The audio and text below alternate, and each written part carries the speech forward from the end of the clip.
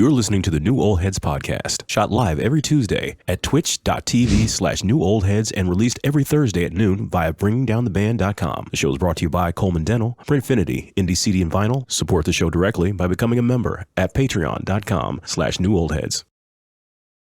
You are now tuned into the New Old Heads podcast. I want to say welcome. We have switched some things up here today because we're shorthanded. Just a little bit, but you know, the show must go on, so just shout out to those of us who are here and those of us who are not. Longevity, how you doing, sir? Doing all right, man. Thanks for asking. Hey, I gotta ask. My man, Jay Diff, he's holding it down all by his lonely over there. Salutations. I'm right in front of my head. Okay. I heard that.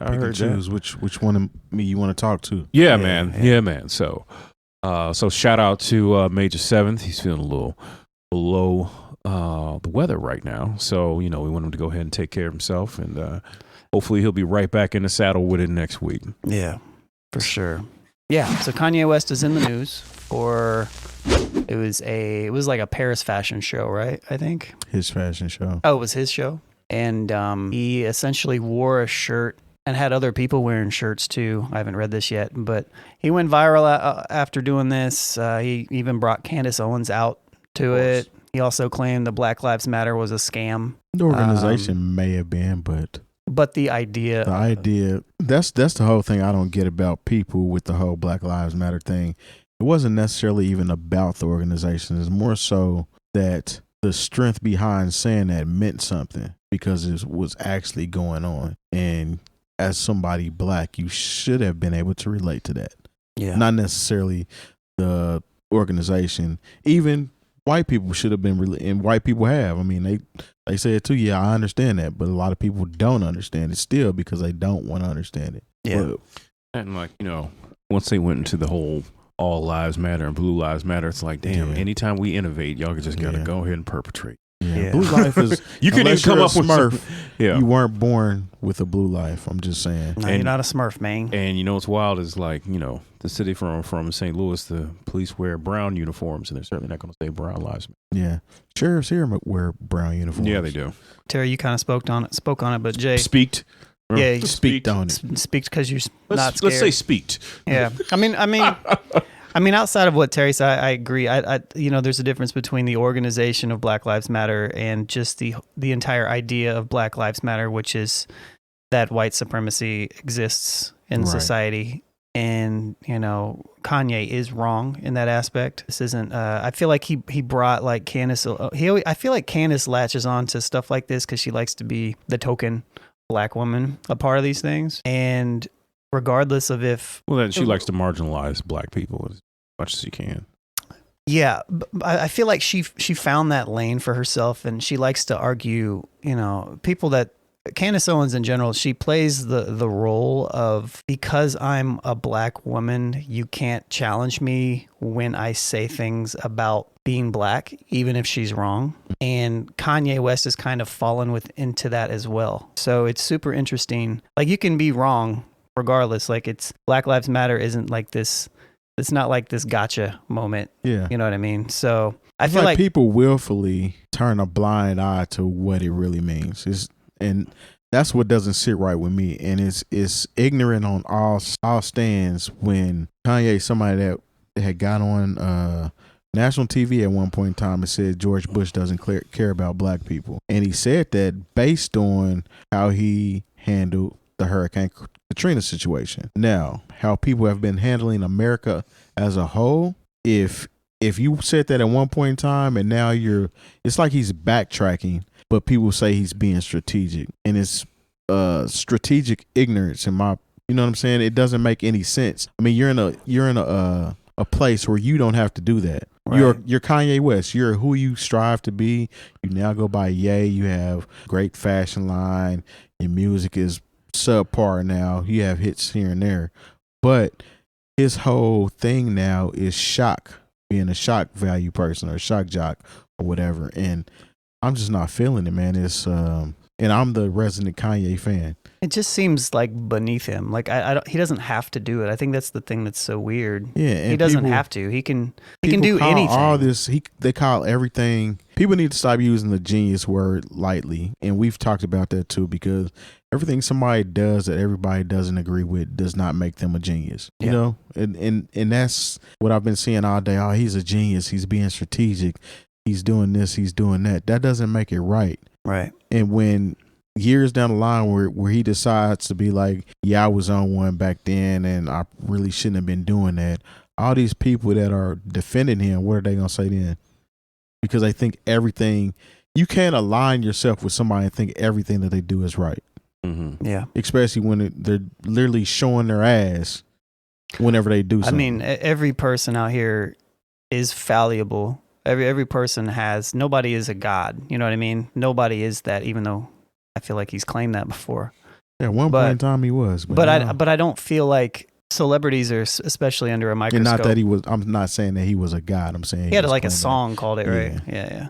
So, yeah, I mean, these people are human just like us, you know, and they're under a spotlight. And I don't know, man, Kanye's just like he's like a big baby with a bunch of yes men around him. Yeah. Look, man, this is the thing. I don't believe Kanye to be stupid. And so when he does things like this, you know, because people are like, oh, well, you know, what about his mental health? I was like, these are very calculated things that he's doing. Sometimes. I mean, the stuff, his rant where he's crying about being aborted. That's different. Yeah, that's different. But this particular, make sure that you take pictures in this and make sure you're next to Candace Owens, you know, and, you know, a lot of times. Make sure you see the back of the shirt. Make sure you see the back of the shirt, you know. Yeah. And the whole thing with, you know, a lot of this is like people are like, well, you know, he's a black man saying this, and the same thing Candace Owens is a black woman saying this, so we got to listen to him. I was like, you got to understand, some of the most dangerous white supremacists that this country has ever seen have been black people.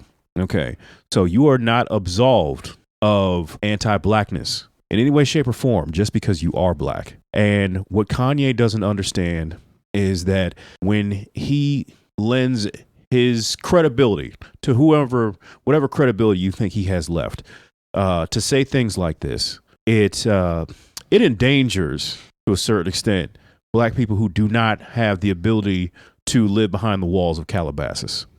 Okay, you know, he doesn't understand that, you know, because whenever he has a level of class privilege. Yes, so but this is also the thing that's most frustrating about him is, you know, he can do these things and then go and, you know, go back to Calabasas and sleeping on Elon Musk's couch or whatever he likes to do in his spare time, while, you know, the average black person still has to navigate and thrive in a world where systematic racism is a part of our everyday existence. Yeah. You know, and one of the things that's most frustrating about him is he'll call everybody else a victim. It's like, you shouldn't have a victim mentality. But when he's down, he's always talking, my black kids and I will not do this, and the Jenners and the Kardashians will not do this. And like, when he likes to pull that black card when it's very convenient for him, but when it's something that would benefit us all, he's telling us that slavery is a choice and that we need to stop being victims. But he's the biggest victim I've ever seen in my life. Yeah, it's crazy. You know, depending on the situation. Definitely. You know, so you know, it just, you know, like I said, just because he's black and he hangs out with other black people doesn't mean he's not engaging in anti-blackness when he does things like this. Definitely. And once again, because of, you know, who he has aligned himself with, you know, politically, it makes it very dangerous, the things he says, because, you know, he says white lives matter. You know, first of all, white lives have always mattered in the United States of America. Be clear. You know, whiteness has always been the default. Nobody ever said that white lives didn't matter. You know, they were saying that black lives matter. You know, and so for him to even say, like I said, if you believe Black Lives Matter is a scam as far as an organization, I can have that conversation with you. But for you to say the whole idea of Black Lives Matter is now dead and I killed it,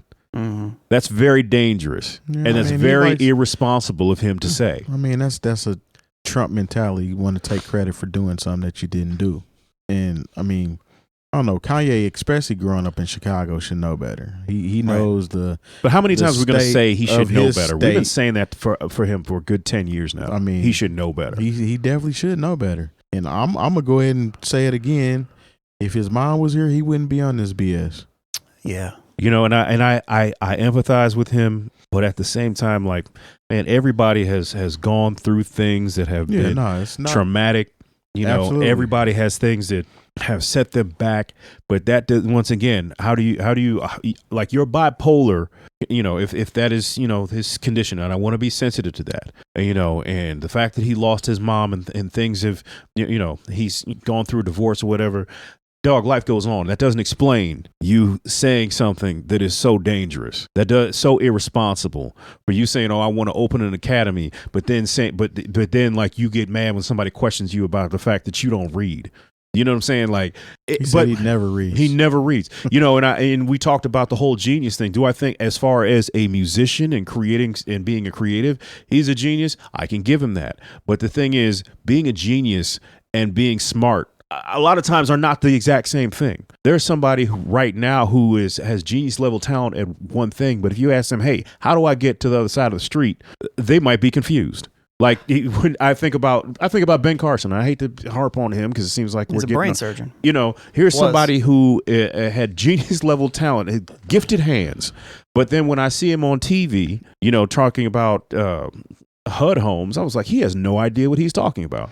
Like when he was, you know, politicians. I think 9 times out of 10, you know. So like I said, being a genius and being smart are not the exact same. That thing. goes down to, like, I saw somebody, and this stuck with me a long time ago. Somebody's, I don't know what the saying is from, is like, a genius is somebody who is revered as such by their peers. Mm-hmm. And so, like, Kanye West can be a genius when his peers call him that, but his peers aren't brain surgeons. His peers aren't, you know, this stuff over here in the same, right. You know what I mean? Like, so it's hip hop music or it's fashion. So those people can call him that and that. But when we're talking like in the political realm and what he's talking about, he's not a genius in that aspect. He's barely learned. Yeah, he's somebody, and I know someone said that was a bit harsh when I said something to the effect of like, yeah, he's running for president, but I'm not sure if he could pass a 7th grade social studies exam. You know, like when with some not of the that things Trump could either. Not but, yeah, you know. Not that a lot of people could, but at the same time, like a lot of people aren't running for president, and you know, sometimes I don't, you know, sure he wanted to do it, so he did it.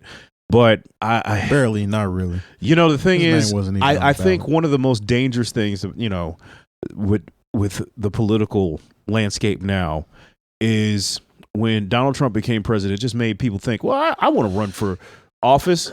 I'll do it. It doesn't matter if I know what I'm talking about or have any experience. Like being in political life now is like people say, oh, you know, he has no experience in it. And it's like, that's the only job in America right now where people hear that you have no experience and they're like, hey, that's a good thing. You know, yeah, but that's the only reason. Like Herschel Walker, for all his crazy, he's only 5 points behind. And that's within the margin of error. Isn't that crazy though? Like, and this is somebody who he's lied about being a police officer. He lied about being an honor student. His like kids and stuff too, you know, right? he you know. I mean, that's the stipulation behind being a politician. You have to be a good liar. I mean, Yeah, but he's not a good liar. he's not. But And, somebody you know, likes it. Yeah, but he's got an R by his name, and for a lot of people, that's enough. That's enough. It's enough. It's just populism, man. It's you know, the popular candidates win. Doesn't matter. Like if he won't even engage, he won't even do a debate. But it's like, no, that's fine. That's fine. And the thing is, this is what's crazy. There's a good chance it's going to come to a runoff because in Georgia, if you don't get 50%, say, you know, yeah, if you don't get 50%, it goes to a runoff. So say it winds up being Warnock 48%, Herschel Walker 45%. They're still going to have to do a December runoff and just take, you know, there might, because I know there's independent, you know, there's always a libertarian candidate in there, and so it'll be the, you know, those two, and you never know, like between, and it's going to be in December. So I'm predicting right now that that Herschel Walker is going to get into a runoff, and by December, there's a good chance he will be the senator from Georgia. Yeah, That's ugly. With the Kanye thing, yeah, that's the thing. I don't believe he's lost his mind. I don't. Oh, neither. I think these are all thought out, calculated things that he does. Like he decided. I don't think it's thought out like that, though. I honestly No, think I think that a lot of things that Kanye does is thought out, but I think a lot of things are that sounded provocative at the moment. Let's execute it right now that it's fresh in my brain, and let's just do it. And then when it's done, now we're waiting to see, okay, why'd you do that? I'm really ready for him to explain what's going on with this idea of wearing this shirt, because I want to know, because all we're doing is speculating, and I don't think he has a good answer. He probably doesn't, but we're speculating what it is. I don't think it's going to be a good answer regardless of the fact whatever he says, because I mean he's parading around again with Candace Owens, and it's a lot of people that champion this type of behavior. A lot of black people that I know actually champion the type of behavior that Kanye is doing and Candace is doing, because they're free thinkers. They think that's not being a free thinker, though. You're thinking like they want you to think, essentially. So you're part of the program. You're just not part of this program. I tweeted about this literally today. It's randomly. It's just stupid to me. Well, like if you really do your Googles on first of all, there's a lot of very conservative people who had to wash their hands of Candace Owens, but of course Kanye doesn't know that because he doesn't read. For some very, very inflammatory things that she has said. I'm not even going to get into them because I don't want to give her that kind of light. Yeah. But I mean, that's just who he goes to get anytime he wants to parade around that ideology. Well, it's also because when he was going through things, she latched herself onto him. Right. And then remember when she was going a certain way, he got upset for him, and he was like, people aren't going to use me to politicize my voice and blah, blah, blah, and I don't have anything to do with that. But now he's back doing the exact same thing that he said he didn't want to have anything to do with. He's either really dumb, or he's completely oblivious and ignorant, or he's doing this all on purpose. And either way you look at it, it's not good. No, that's the thing. I don't think he's dumb, so I think he's. I don't think he's. I want to say he's. I'll say he's like a lot of other people who are in their bubble. Like he still thinks we care that he is. He has this proximity to these rich white people. Like that means a lot to him. Like he is still, and I know this was controversial when I said it before, but he still has such a value on a certain proximity to whiteness that, like I said, when he's down bad, it's black this and blackity black, and I'm black and my black children. That's super true though. But then when he feels like he's all right, that's how he is. He'll just go back and he will, essentially Adidas espouse, white supremacist talking points. Because when it's sorry for anybody that's a billionaire that has aligned themselves with these companies and are making money. You don't get to partner with a company and then you're automatically on board and you're the CFO and CEO. That's not how that works. And I don't think he understands how that works. He just thinks I'm making this company this much amount of money, I'm supposed to be the head of the company. That's not how it works. Yeah, you signed a contract with these people. It's just super weird.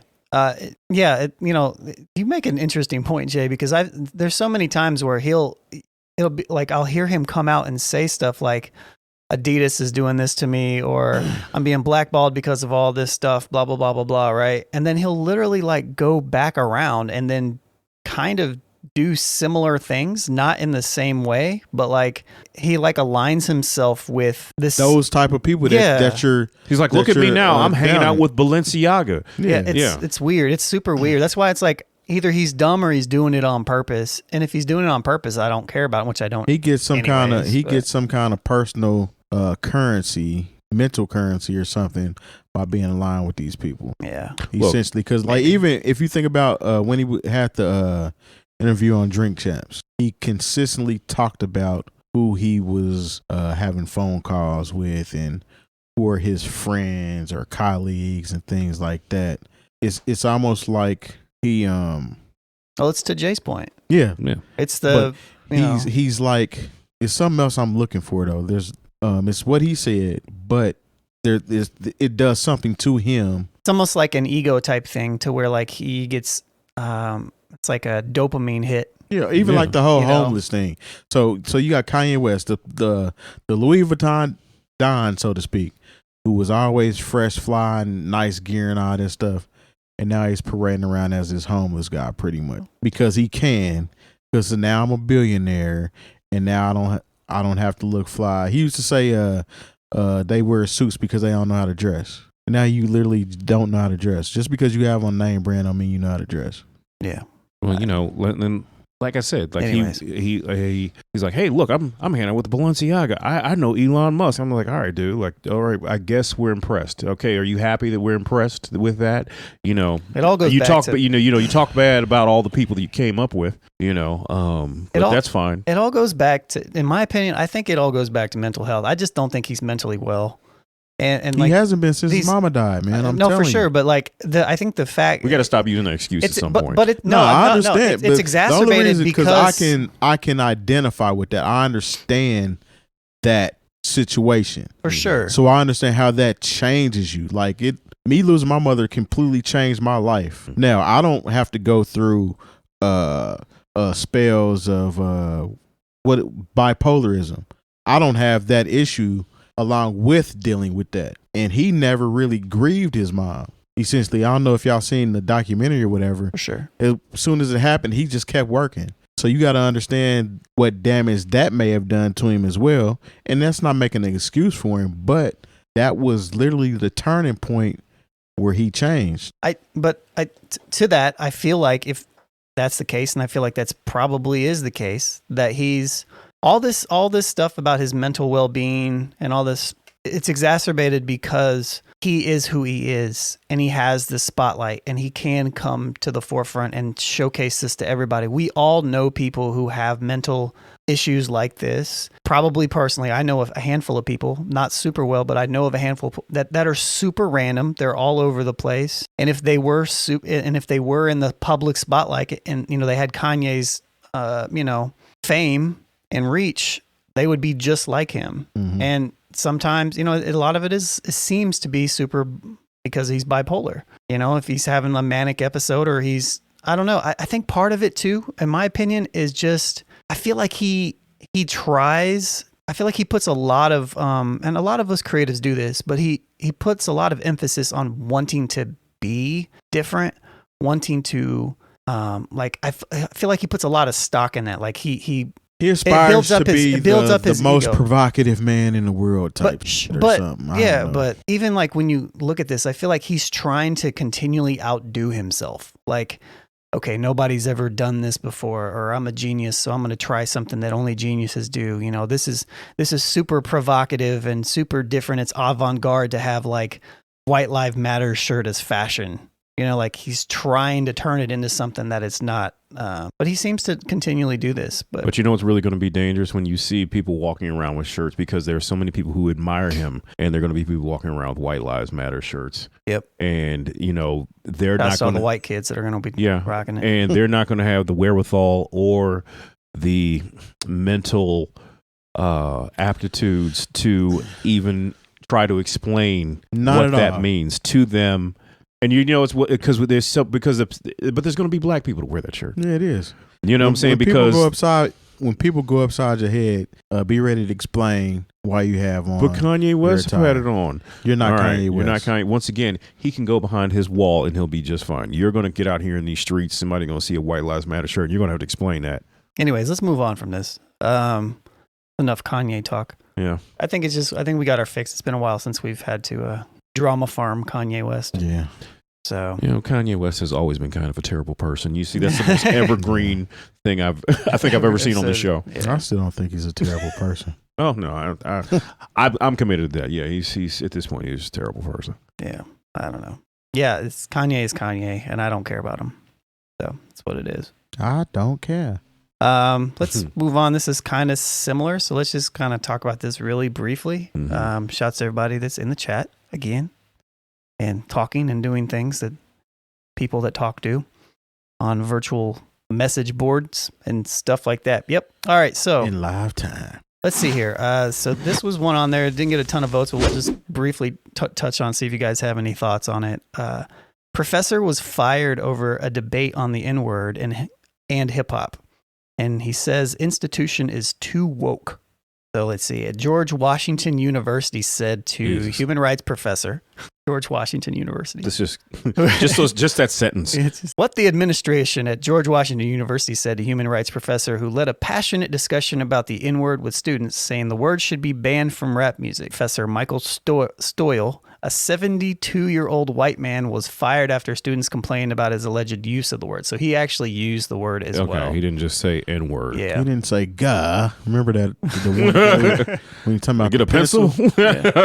You can't say. You can say, "Give me a pencil, ma." Well, I guess I can't really get into let's that. not get this. Never mind. So 𝗀𝗡 told the students about the call and said he used the word to show why it should not be used. Students have since filed 3 racial bias reports against 𝗀𝗡 for comments he made about using the N-word in a September class. While he insists he didn't use it during class and believes it should not be used by anyone, he said that they should be offended when it's used in hip-hop. See, the problem, one of those problems is that exist in that whole conversation is a lot of white folks are upset that they still can't say it. Right. So essentially they want to take it away from everybody. It's like, well, if I can't say it, nobody should be able to say it. I mean, that's the only thing that black people generally have that nobody else is supposed to do. People do it anyway, but I mean, he should have knew better walking himself into that situation. That's just not smart. Yeah, I mean, Sorry. But he is also a 72-year-old white man, so it's not even surprising. No, it's not, especially the age factor, but still.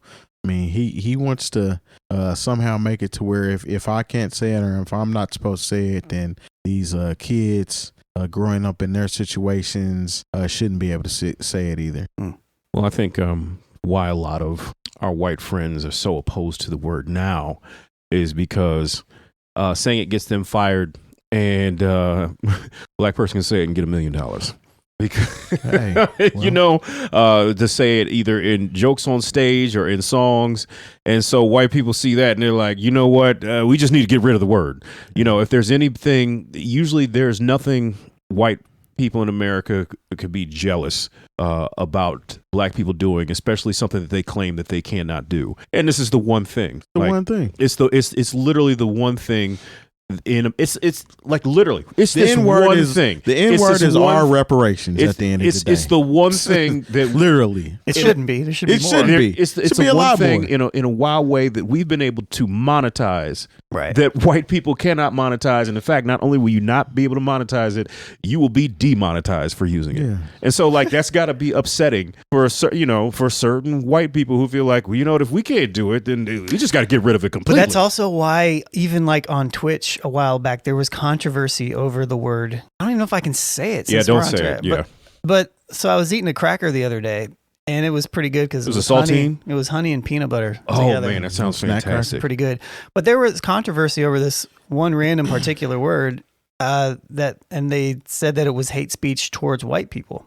But there's no, I feel like these type of conversations are like, obviously I feel like you guys would know more than I would, but they got to be super draining because it's like having the same conversation over and over and over again, right? No, it is. And it's why, like, you'll never hear me say it on stage. And you'll never, like, when we're recording, you never hear me say it because in my heart, I do know it's wrong. It's something we should get away from. You know, it's the same reason I don't cuss around little children because I know it's wrong and I don't want to have to explain to them why I just did this and I do it consistently. Right. You know, but it is what it is. Once again, it's the one thing that black people can monetize that white people will be demonetized for. Everybody wants to be oppressed, but at the end of the day, that's the new thing too. We're an oppressed culture too, and we went through this too, and blah blah blah. No, you didn't. And it's plus, nowhere near the same. And plus, when you see the word now, there's a certain segment of our population that has taken woke and turned it into something. Yeah. It's not even cool to say no more. Yeah, you know, it's not like, you know, woke is being aware of things that are. It's just like, oh, that movie is so woke, or hey, there was this woke, and it's a way to really diminish the original meaning. And diminish what somebody, you know. And sometimes I see things where I'm like, yeah, that was. I think of it as being corny when I think it's pandering, but I do not, to say, oh, it's woke because we didn't want the 72-year-old white man to say the N-word in the classroom. No, it's just not right. Like even him saying the word woke, which is what he did. Lets me know who he's influenced by. And it's probably time for him to go. Yeah. Nah, for sure. The new thing I've heard too is every culture or every race has been enslaved. That's not new. Yeah. White people have been saying that for a long time. That's crazy. Yeah. I just recently heard it, and I heard it from somebody black, and they're one of those Candace Owens type. Yeah. I mean, don't get me wrong. Look, as a white person, like, you don't need to coddle us.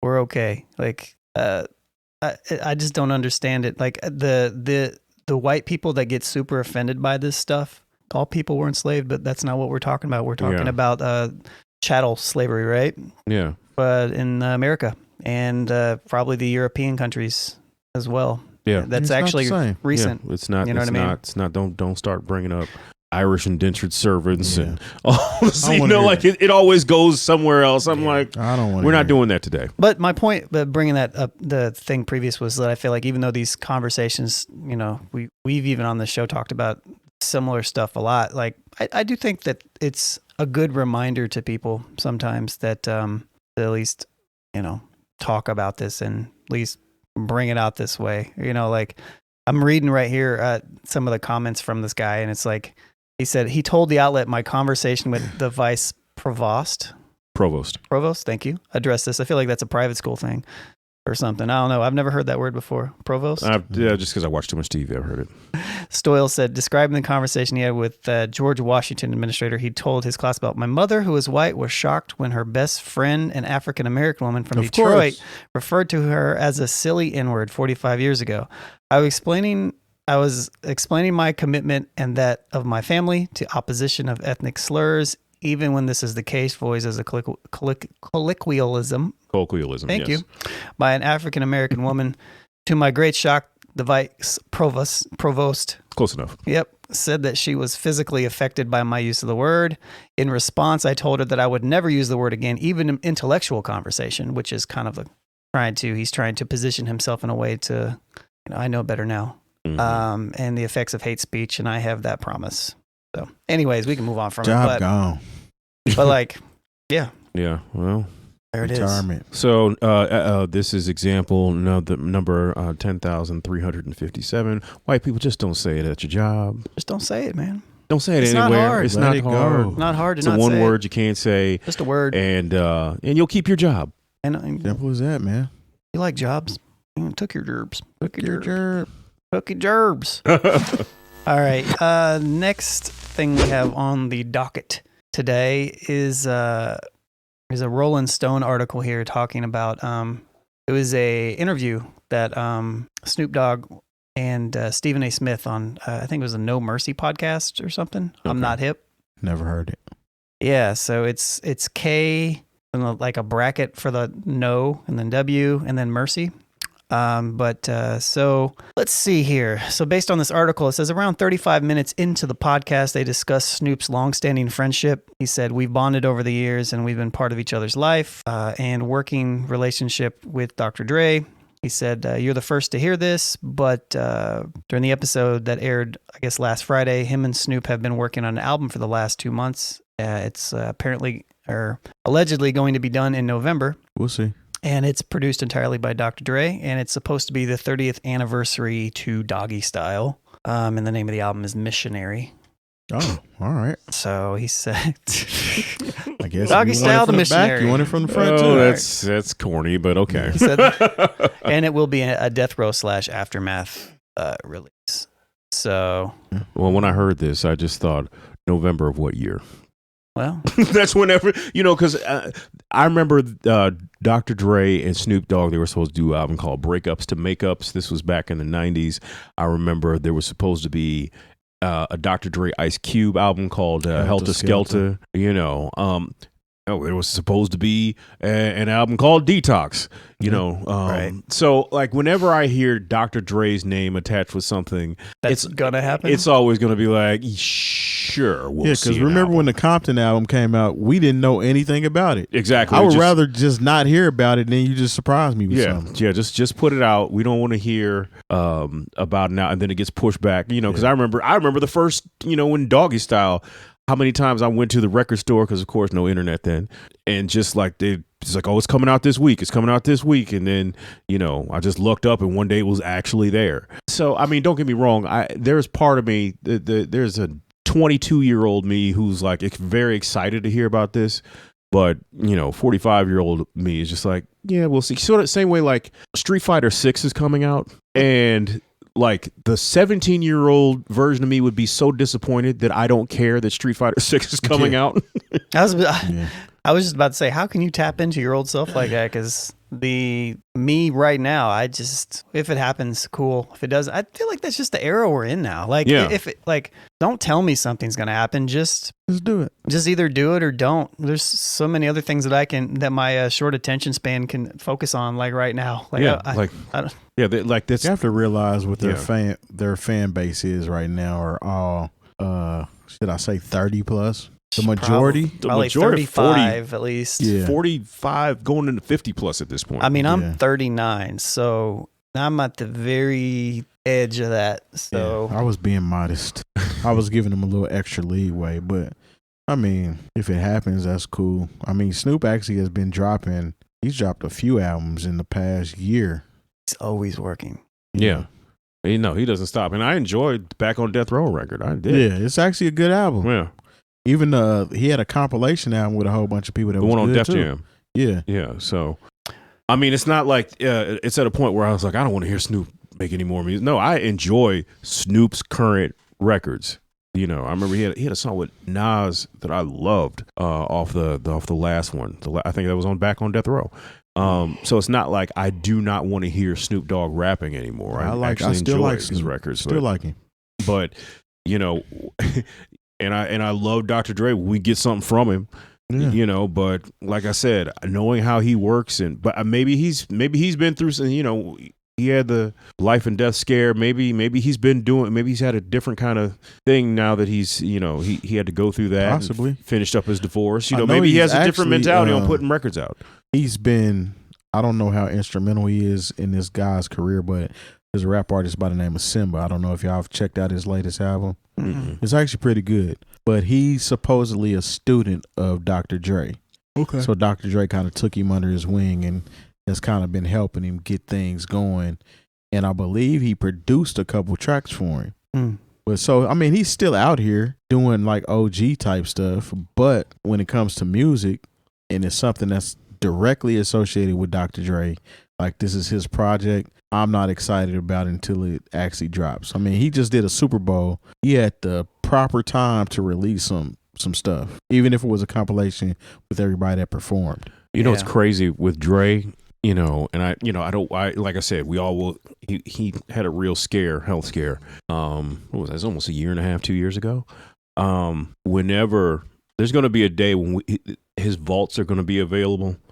And there's going to be so much music in there, and like it's Prince. It's going to be like Prince, to where we're going to hear that. We might hear that last Emperor album, or the King T album, or the Bishop Lamont album. There's going to be so much that we might even have that Rakim album somewhere. Yeah, right. Because he's just Busta Rhymes album. Somewhere. Yeah, he's just sitting on music. Yeah, the second Busta Rhymes album that never came out on Aftermath, just sitting on music. I'm with kind of you guys, obviously, but show me when it drops. It's crazy. All the Death Row stuff finally got taken off of Tidal. I know people like, oh, he took all this stuff off of the different DSPs, but I was like, still on Tidal. And they finally yanked all the Death Row stuff off of Tidal. So that was kind of a bummer. All right. Who said he won his monies? Yeah. I ain't mad at it. Just imagine you got one hit. It was on a Death Row project, and now there's no more streaming money. Mm-hmm.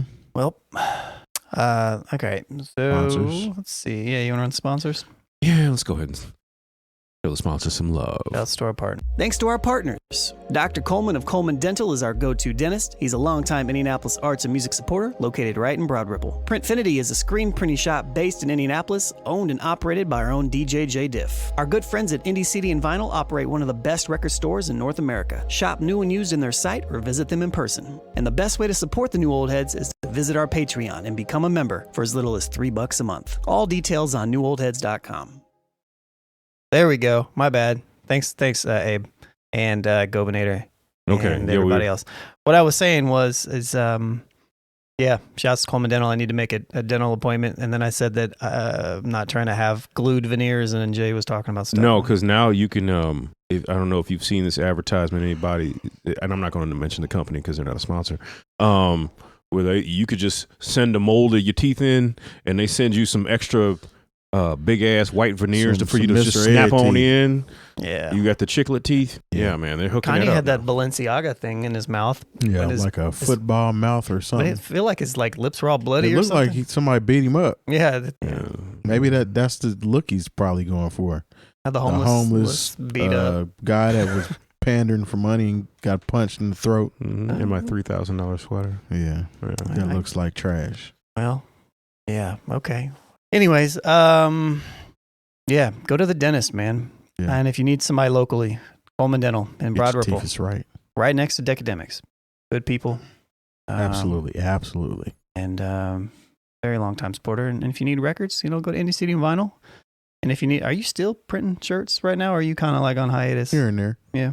I just haven't talked to you about it in a minute. Yeah. Mm-hmm. Get that good. I still do like bulk work, like a company or somebody like that wants a bunch of shirts. Right. I'll jump right on that. Got you. That makes a lot more sense than like a one-off. Like, hey man, can you make me 2 shirts? Yeah, that gets a little boring. All right. Let's see what else we have here to talk about. Russ illustrates why DaBaby isn't being blackballed. So in this article here, it's written by allhiphop.com. Recently, DaBaby claimed that he's being blackballed based upon the underwhelming sales of his Baby on Baby 2 album. Russ explained why he disagreed in a Twitter post on October 3rd. See what this says here. No one is blackballed, he said. He said, I just want to give my 2 cents on something in my industry. No artist is blackballed. Unless they cut off your Wi-Fi, remove your social media accounts, and take your music off all the streaming platforms, you are not blackballed. If you are famous and can still tell your fans, hey, I'm putting out music, then you're not blackballed. Fans will listen to your music or they won't. It's that simple. If you are a famous artist and you need playlists in order for people to listen to your music, how real are your fans? Why don't they support you? Regardless, we're giving too much credit and power to the DSPs or digital service providers. It's like iTunes and Amazon and stuff like that, and Spotify for people that don't know. I know for me, as long as I can tell my fans I'm putting out music, I'm straight. I'm not entitled to any playlists, nor do I need them for any of my fans to listen to me. That's why they're my fans. They might have thoughts on that. It's true and not true at the same time. Yeah. How you feel? How you figure, regardless of the ease of dropping and preparing music and putting it out to the masses, there's still a gatekeeper out there that can shift things and make it a little harder for things to come out or get heard. Fans absolutely are going to support you at the end of the day. As far as DaBaby is concerned, I wouldn't necessarily call him being blackballed or him that he's being blackballed, because his album sounds the same as the last couple albums he dropped. And he kind of fizzled a little bit based on that whole drama with that concert or something or another, where the controversial AIDS comment came out or whatever. Peanut butter? No, he had said something about AIDS. Oh, it was like on stage or something, right? Yeah, something about AIDS. It was something about her. Was it trying to lose weight? No. Oh, it was a different AIDS. It was different. I feel like I remember him talking about that, and like Boosie defended him or something. Something of that nature. It was it was that something else? I know exactly what he said. It was like, if he had to said these things so close together, he might have been okay. Right. But then it just was too close for comfort, and then the Alphabet Boys jumped out on him. Yeah, and then boys and girls, and NIMBYs, the whole crew, non-binaries, the whole crew. And then just some questionable behavior. Like, He's always into it with somebody. The whole Danny Lee thing with his baby and them getting into it online. I mean, and people are all into everybody's business, but that's all they're into. So if you're not doing that constantly, and unfortunately he kind of pigeonholed himself into that drama character, and he's not doing that, and the music is lackluster, then maybe that's his problem. Right. I don't know, but I do think that somebody can be blackballed, and maybe his situation isn't helping him as far as that's concerned, but I don't think it's hurting him to the point where just nobody's able to listen to his music if they want to. Right. And I think that was kind of Russ's point, was like, nowadays you have direct access to your fans, right? So even if he has, let's say, like a deal with Adidas or something, or some brand out there or whatever, like they could drop him or they can not promote him anymore, but he still has access to his people. So just like NBA Youngboy is not on the radio at all. He has like maybe one song. Yeah. But if you want to talk about fans supporting somebody, they think he's better than everybody that's ever been out. Yeah. And anytime he drops something, they're streaming it, whether it's good, bad, or terrible. I'm just curious about who they're saying, like, they're blatantly blackballing him. Like, who are these? A couple people said that. Like Meek Mill said it. Meek Mill said it. I think Academics. Yeah, Academic sides with whoever he wants to side with. And also, I can't wait to hear what Freddie Gibbs' numbers are, because it's probably going to make Academics cry at the end of the day. This is the thing. When you talk about Freddie Gibbs, you talk about Young Boy. These have never been, because the thing is, for whatever you got to say about streaming, there are still people who are definitely gatekeepers for the playlist. But then even if you don't believe, radio is not what it was. Radio is still radio. And if you don't have somebody who can, push your record, or who's willing to push your record to radio, to mix show, there's still a whole machine that does that. And if so-and-so programmer, and and not just an individual programmer, because there's they're the program directors or operations managers at these radio stations, they have a certain level of autonomy. But when the very head, I don't know if you guys know who Doc Winter is. I don't. Doc Winter is the head of all urban music for iHeart. Okay. And it's wild because I used to. It's local, right? No. iHeart is the national. But it's not iHeart. The local one is Radio 1. I thought iHeart was based in Indianapolis. Radio No. That was Emerson and Radio 1. I see. But not that that's how much I care about radio. Yeah. Anyways. But because not that I'm just saying he would do something like this, but say you did something and it ran afoul of Doc Winter. Doc Winter could say, we're not going to play any of this artist's record going forward.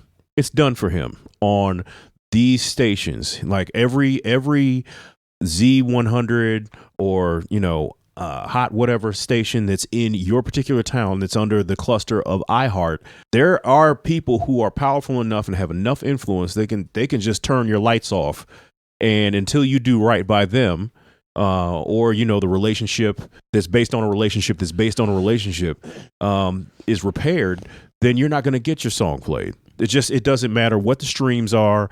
It doesn't matter. Like at one point, Trey the Truth didn't get his. He had he had gotten to it with somebody, I want to say at the Box in Houston, which is a Radio 1 station, or and this is years ago. No, I'm thinking of more recently. No, this is years ago, and he hasn't been interviewed or had any of his records played in his own city in about a decade. He's because still doing all right though. He's doing all right because he does. But just on Radio 1, you get in trouble if you play a Trey the Truth record, and that's nationwide. Well, they don't play none of that regional stuff here. Yeah, but at the same time, there's a big Radio 1 station in Houston, and they when they do the Trey Day and stuff, they act like it doesn't happen. Because there are people who are for lack of a better word, it's just petty in this business. This goes to show. But it's still about relationships. And if you have offended somebody and you've offended, you don't even have to be the person who presses the button. You could have offend the person who presses the button, who has a relationship with the person who presses the button. It can say, okay, this song is going for ads nationally right now. And it's like, no, it's going for ads, but it ain't going to get them. Yeah, but like the Trey the Truth situation actually kind of proves Russ's point, because Trey the Truth is not getting played at all in Texas, Texas is big enough to where you don't have to sell outside of Texas. But he Right. still has a day called Trey Day where all his fans support him, and all his fans have been supporting him since he was so-called blackballed. But also, So- that's he's somebody like I say, NBA YoungBoy, Boosie, Russ. These are people with grassroots followings. DaBaby was getting the pop looks. He was getting those big time media radio looks, and now that all seems to be cut off for him for whatever reason. I think Then he said something about Meg Thee Stallion when they had the song. He came out pretty much in support of Tory, which is that's messy. Yeah. So and now, then now he drops a song where he's talking about how he's had sex with Meg Thee Stallion, hoping that was going to gain him some traction, which gained him some traction for that day. it's like when Kanye Westing goes wrong. But see, this is where relationships come into play. Meg Thee Stallion is represented by Rock Nation. Think about how many artists on Rock Nation's roster. Meg being Her one of last them. album went plastic too. But at the same time, she has so many recurrents. Yeah. Like you still can't turn on the radio and not hear Meg Thee Yeah, Stallion. you're gonna hear Meg. So, and plus, like I said, she is backed by Rock Nation. So here's a whole building full of people who was like, okay, you're going to talk about our artist and demean her in this particular way. The people in that Rock Nation building can make the calls to the people I'm talking about who run all of urban radio and say, yeah, we see this is going for ads. If you want a particular budget, if you want access to this particular artist we have coming out with a new project in the fourth quarter, then we need you to not press the button on DaBaby's record because of our relationship. And that's how it works. Now, once again, if you're really a fan of DaBaby, you're going to listen to his records regardless. But if you are one of those people who's just kind of like, oh, yeah, that song by DaBaby's on the radio, or if you're just one of a DJ that's working a mix show makes certain songs hit the club circuit, and they tell you, yeah, we're not going for any ads on mix show. And if you play that Baby record, which is why, like, a lot of people, when they say, oh, I want to play records on the radio, I want to get in the mix show, it'll break your heart when you realize you're given a list, and if you play outside of that list, you won't be invited back. I think a lot of DaBaby's problem was like his actual record sales. Like nobody's buying or streaming it the way he thinks that should be happening. Yeah, and also he's looking at BDS, he's looking at radio and records, and he's like, wow, I went for ads and I didn't get one. Look, I went for this and I went from being played on the radio every 45 minutes to not being played on the radio at all. which is why I think I agree with Russ because, like, sure, everything that you guys have outlined, I get it, right? Sure, there's different levels to being blackballed on corporate levels, but at the end of the day, he's not if he has fans and he has access to all this stuff, you still have access to do all the things that you need to do. You may not be getting corporate money, but you didn't play the corporate money game right. That's just what it is. I mean, you can call it blackballing, but it's not like it's nothing that nobody doesn't already know. You know what I mean? Same with Kanye West and all the other stuff. I thought about what Tyler said a few months back. Tyler said, like, it's crazy how people will make a particular song or a piece of art, they'll tweet about it once and they'll move on, or they'll try to complain their way into people getting on board with their music. Tyler's like, I have a couple of Grammys and I still promote my record like it's brand new. But that's I guess that's my point. Like any type of defense that academics or like even the stuff that you're talking about, we're talking about it from a super like privileged like standpoint of like you already have access to stuff that nobody else has access to. Right. Except for like this super top tier A-list, Beyonce, Jay-Z, Megan Thee Stallion, DaBaby. So, I mean, if the argument is like, okay, DaBaby's no longer on the A-list, okay, cool, I get that. Mm-hmm. But as far as like being blackballed from the music industry, in 2022, you determine what you are in the music industry. I think Russ is the perfect person to speak on this because he never heard his songs on the radio or anywhere. He has a grassroots following that is unrivaled. Yeah, unrivaled. So, like, I agree with him because one, he knows exactly what he's talking about, and he has full control over his fan base. And if you're only selling 16,000, what was it? Some small, 16 between 16 and 19,000. Yeah, after almost doing 100, so 16, 19,000 in a week. is that's including streams, or are they combining multiple streams to equal like one sell? I don't know how that works. It's at this point it's equivalent units. So like everyone streamed your record enough to where for 16,000. So which is super low. So I mean, it just kind of shows that whatever he's doing without the label push or maybe not a label push or whatever original push that he's used to is not a lot of people behind it. Or maybe he has to wait your sound gets outdated too.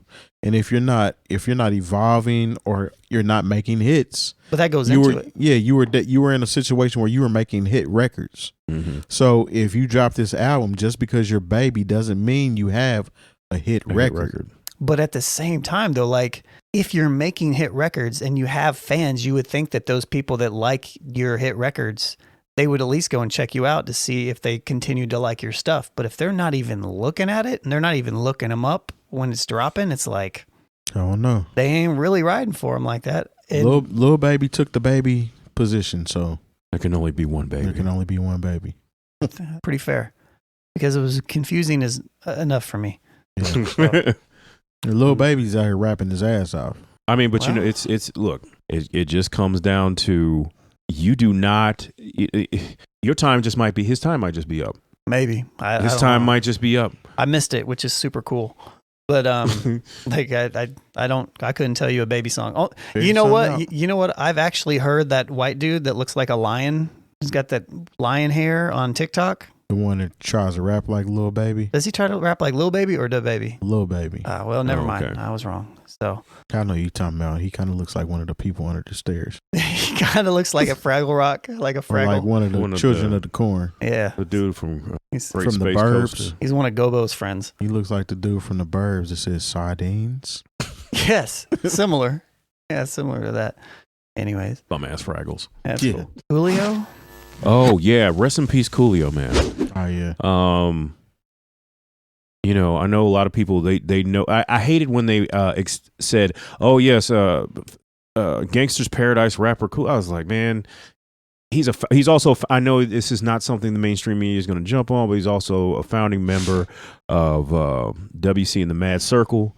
Honestly, you know, one of that those wasn't popping enough. Yeah, but you know, he really was there for. That's a big brick, really, in West Coast hip hop. And plus, like he figured out a formula to where if he could attach a song he did to a big movie soundtrack, you know, he did it for several movies, and he was also doing a lot of voiceover. So I mean, he did the theme song for All That. All That, yeah. Oh, did he? I didn't know that. Or 𝐀𝐁 and 𝐁𝐿. 𝐁 and 𝐁𝐿, yeah, that's right. You know, and so there's he was always good for a good burger. Yeah. What song is that? That is TLC, sir. That is What About Your Friends. No. Yeah, it is. Yeah, it is.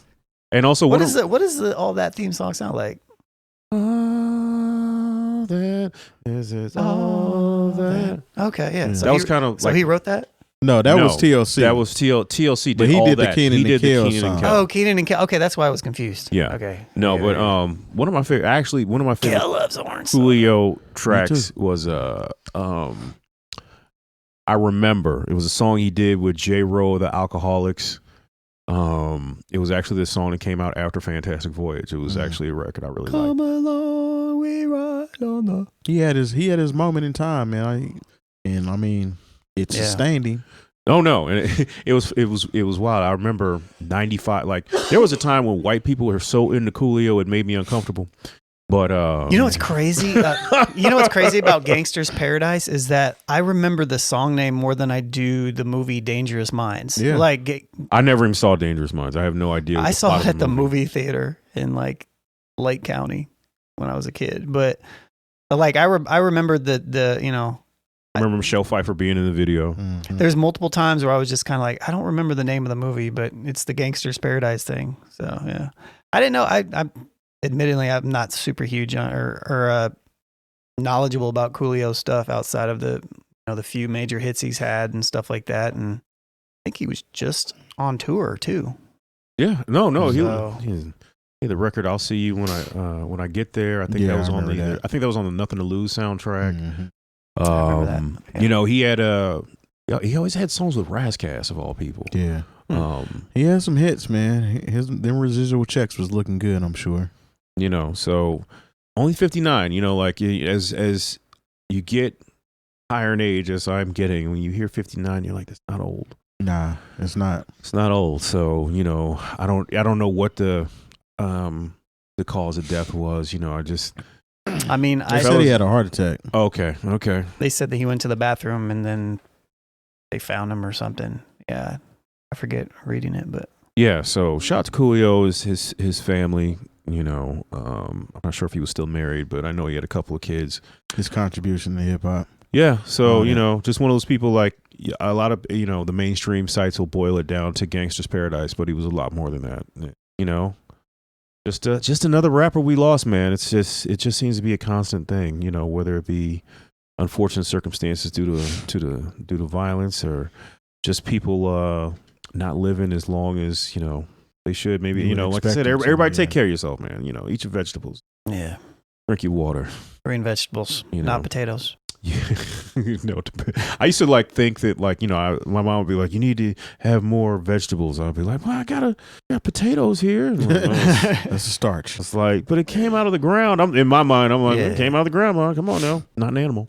Same thing with corn. It's debatable if corn is a vegetable or not. Corn is just like corn is horrible for you. Like in the sense, is it? Yeah. I mean, I that one little kid didn't even think corn. about when I said that, but yeah. I mean, but corn, you can't even digest it. You know what I mean? No, it still comes out whole. And it's in everything. I have to clean up baby poop with whole kernels of corn. Do you ever think to yourself, I know she chewed this. Yeah. But it still comes out. It's like it reconstitutes inside the body. The magic of corn. You will not stop corn. Yeah, man. What is that in corn that makes it do that? I don't know, but it's like this. Look, we just put corn or corn syrup or high fructose corn syrup in everything. Yeah, that's what I was saying. Like there's sugar. Like it's just another way to this is why when you look at the food that's in America compared to the food in every other country, when people leave up out of here, they'd be like, everything y'all eat has sugar in it. Yeah. It could be wheat thins got sugar in it somehow. Ketchup has sugar in it. Yeah. Our bread has sugar in it. Yeah, because you talk to somebody. Reese cups. Well, yeah, we do love that. Reese cups. You talk to somebody from Europe and they feel like our bread is like cake. Like a pastry. Yeah. But it's crazy. Well, theirs is like rocks. Yeah, it's like old prison ass. Unleavened bread. Yeah. That's why their teeth look as such, maybe. Oh, wow. Right out, Governor. That's white on white. White on white. White on white crime. Hi, Governor. I ain't been to a dentist in a minute. Shout out to Austin Powers. No. It's because you're eating so many hard pieces of bread, governors. Governors? Well, yeah. All right. We will see y'all guys next week. And again, so take care, peace, love, Reese cups. Bong.